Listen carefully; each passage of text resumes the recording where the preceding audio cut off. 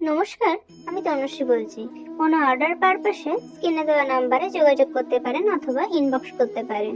আমি হাওড়ার যে কোনো জায়গায়, তাছাড়া আন্দোল, মৌরি, মাকড়দা এসব জায়গায় ডেলিভারি করে থাকি।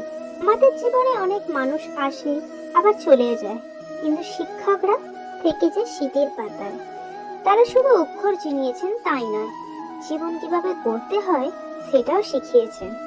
শিক্ষকের শাসন হয়তো তখন খুব কঠিন লাগতো, কিন্তু আজ বুঝি সেই শাসনে ছিল সবচেয়ে বড় আশীর্বাদ।